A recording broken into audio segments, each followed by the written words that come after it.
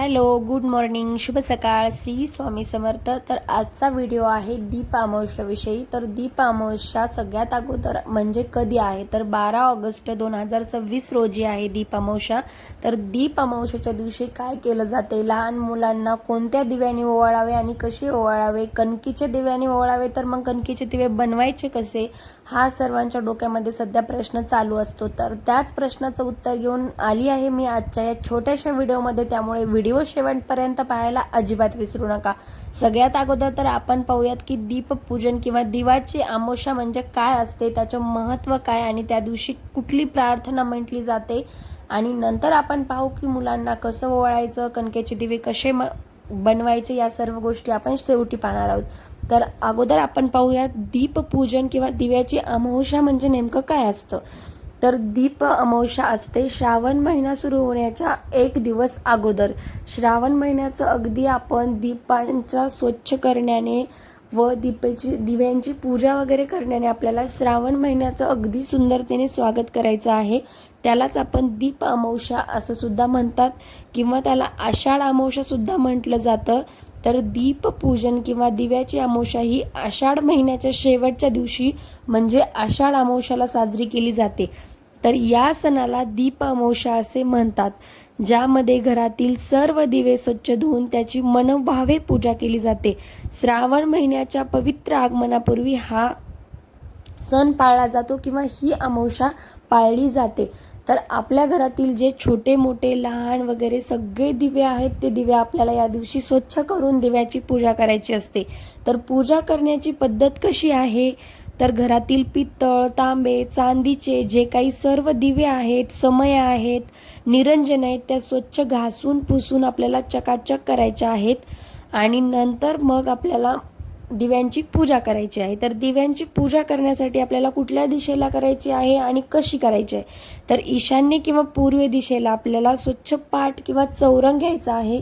त्यावर लाल किंवा पिवळं वस्त्र अंथरायचं, पाटासमोर रांगोळी काढायची, वर सर्व दिवे ओळीने मांडायचे आहेत आपल्याला ते दिवे, आणि नंतर आपल्याला दिव्यांची पूजा करायची आहे. आपल्याला दिव्यांची पूजा कशी करायची, तर दिव्याला हळदी, कुंकुम, अक्षदा, फुले वाहून घ्यायचे आहेत आणि नंतर त्यामध्ये तेल किंवा तूप आणि वाती घालून आपल्याला सर्व दिवे प्रज्वलित करायचे आहेत.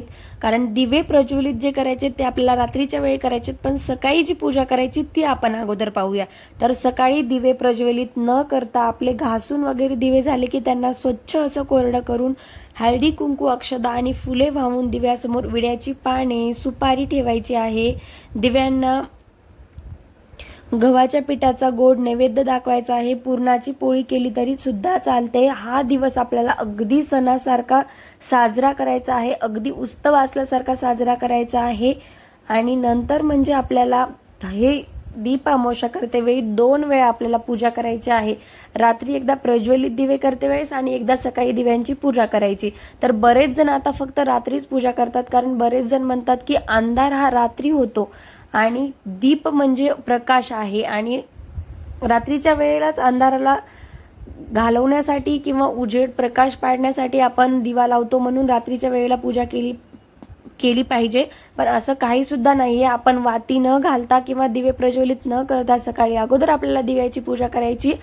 दिवसभर आपल्याला दिव्यांना त्या दिवशी आराम द्यायचा आहे आणि दिव्यांची सुद्धा ओवाळणी करायची आहे. कणकीच्या दिव्यानं दिव्याला ओवाळायचं आहे, म्हणून सकाळी आपल्याला कणकीचे दिवे बनवायचे आहेत. तर कणकीचे दिवे बनवून आपल्याला गव्हाच्या पिठाचे दिवे बनवून त्याला छान त्यात तुपाचे किंवा तेलाचे दिवे बनवून त्यात वाती घालून तूप तेल घालून आपल्याला हळदी, कुंकू, गंध, अक्षदा वगैरे वाहून आपल्या ज्या निरंजन वगैरे स्वच्छ केलेले आहेत त्यांना ओवाळून घ्यायचं आहे.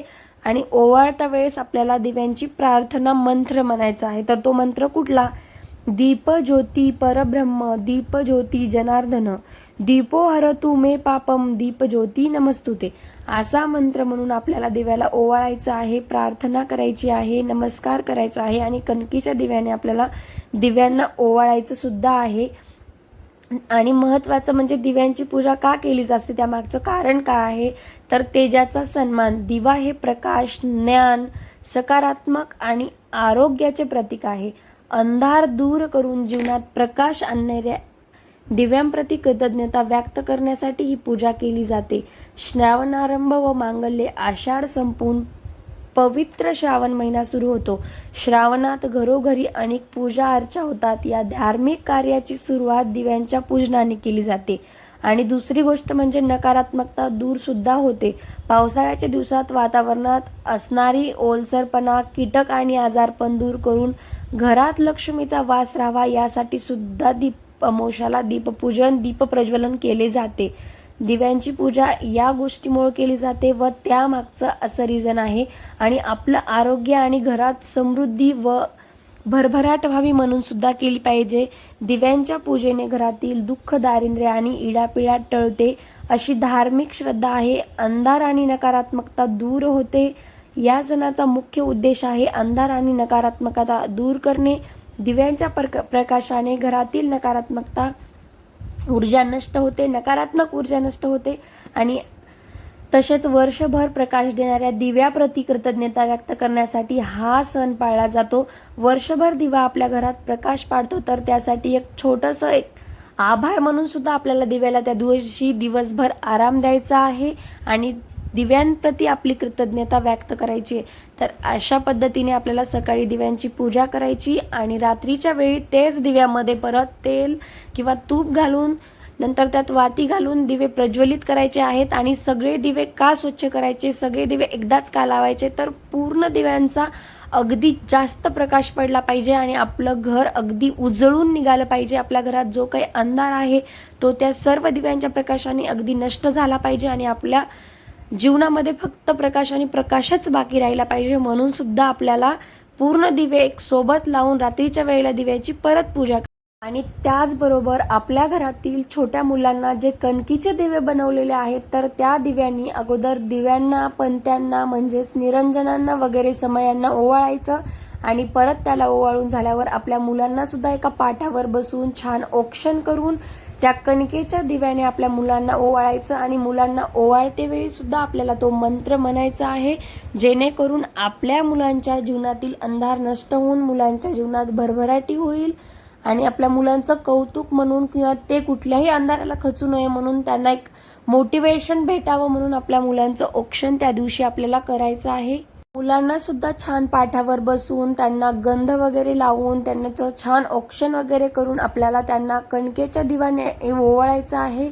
आणि दिव्यांकडे सुद्धा आपल्याला एक छोटीशी प्रार्थना करायची आहे की आपल्या मुलांच्या जीवनातील सगळा अंधार नष्ट हो, त्यांच्या जीवनात प्रकाश पडो आणि आपली मुलं सुद्धा निडर व्हावीत, स्वावलंबी व्हावीत आणि कुठल्याही अंधाराला अजिबात घाबरू नये. म्हणून आपण दरवर्षी वर्षातून एकदा या दीप अमावस्येला आपल्या मुलांचं औक्षण न चुकता आपल्याला करायचं आहे.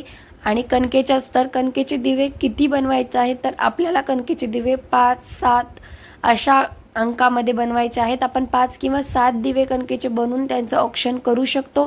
तर दिवे बनवताना लक्षात ठेवायचं की दिव्यामध्ये थोडंसं गोड टाकायचं, जसं की गूळ, साखर, कुठलीही गोष्ट.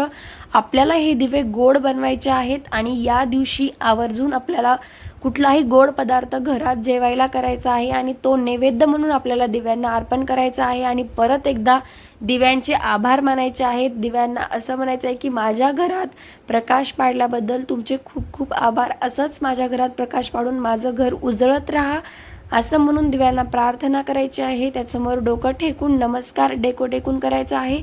आणि महत्त्वाचं म्हणजे आपल्या मुलांच्या हातातून आपल्याला एकतरी दिवा लावून घ्यायचा आहे, जेणेकरून त्यांना सुद्धा दिव्याचे महत्त्व कळले पाहिजे की दिव्याने काय होतं आणि आपल्या जीवनात जो अंधार असतो तो या प्रकाशाने नष्ट होतो हे मुलांच्या सुद्धा लक्षात आलं पाहिजे. म्हणून मुलांना एक दिवा अवश्य लावायला सांगा. आय होप तुम्हाला माझा छोटासा व्हिडिओ नक्कीच आवडला असेल. व्हिडिओ आवडला असेल तर लाईक, कमेंट, शेअर आणि माझ्या चॅनलला सबस्क्राईब करायला अजिबात विसरू नका. आणखी भेटूयात अशाच नवनवीन आणि सुंदर व्हिडिओ सोबत. तोपर्यंत माझ्या ह्या चॅनलला भरपूर प्रेम द्या आणि अजून माझं चॅनल सबस्क्राईब केलं नसेल तर सबस्क्राईब नक्की करा.